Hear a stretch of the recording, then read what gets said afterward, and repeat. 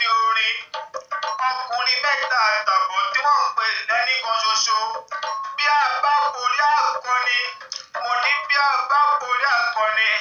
bí a bá borí akọni a sì mú dalalẹ̀ lọ́gàràgà akọni bí ẹni láyé apèdè bí ẹni jẹ gan bí etí ẹ bá já o bí etí ẹ bá já o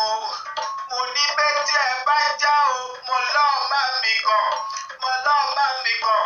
mo lọ́ọ́ má mi kàn mo pè ẹ́ sówó mo lọ́ọ́ má mi kàn mo pè ẹ́ sọ́lá mo lọ́ọ́ má mi kàn mo pè ẹ́ síre àní mo lọ́ọ́ má mi kàn lámúrin mo pè ẹ́ sáwùjọ orin ni Mr. Lámúrin ọ̀rọ̀ Àbíkẹ́ Jagaban tí ẹ sábàtò yé wà mọ́ o láṣẹ ní kẹ́ ẹ wá bá a dá sí i nítorí àgbọ̀ níwá lọ́jà gbọ́dọ̀ mọ̀ tó wọ́. mo dé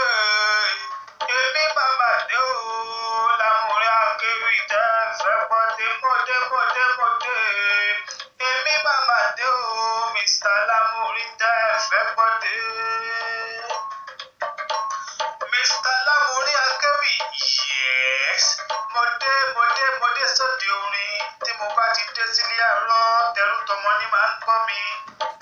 mi ò bá tógun wá mi ò sì bá tìjà wá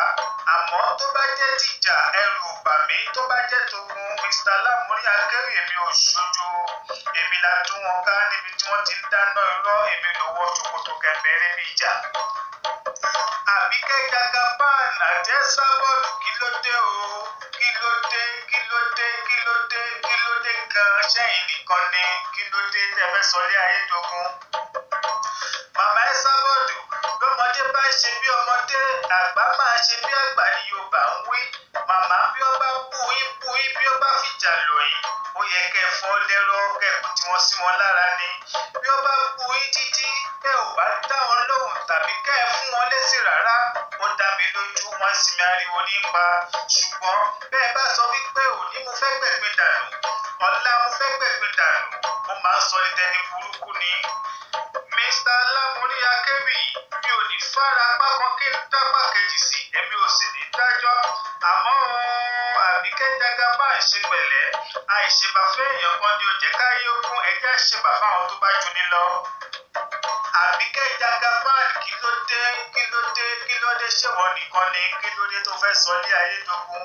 ìwọ tó yẹ ká máa wò gẹ́gẹ́ bí àwòkọ́ṣe rere ló kọ́ ọmọ sẹ́yìn wípé ó yá ká lọ jà nígboro. Ìjà ní Stratford yìí peléke gbogbo rẹ̀ ni wọ́n ti gbé sórí ayélujára ó yá o ẹ̀yin àgbààgbà tí ń bẹ nílẹ̀ Yorùbá ẹ dìde bá wa dá sí àgbà tí ò kẹhùn sọ̀rọ̀ irú àgbà bẹ́ẹ̀ ní kẹtàn sáré ó yá ẹ bá wa dá sí. Bàbá wa Olóyè Gani Adams Ààrẹ Ọ̀nà Kakanfò gbogbo Yorùbá bí a bá ń borí akọni a sì fi dá lálẹ́ ibi iṣẹ́ gbé ní kókó ládé yìí o ẹ̀yin àgbààgbà ní dúkókó ẹgbẹ́ sábọ̀dù ẹgbà Àbíkẹ́ ẹ bá wa parí ìjà tí ń bẹ láàrin wọn kó tán po nítorí èkó ojoojúmọ́ yìí sú wa ìjà ojoojúmọ́ yìí tó gẹ́ ká máa jà ká máa bọ́ra sí hòhò ọmọ Yorùbá lé ẹ bá wa ṣe kó tán po nítorí ìṣọ̀kan Yorùbá ó ṣe kókó nílé lóko lẹ́yìn odi ni mo ṣe ń pariwo. Mr. Lámúrin Akéwì èmi a sì dánu dúró ná di ọjọ́ mi ọjọ́ rẹ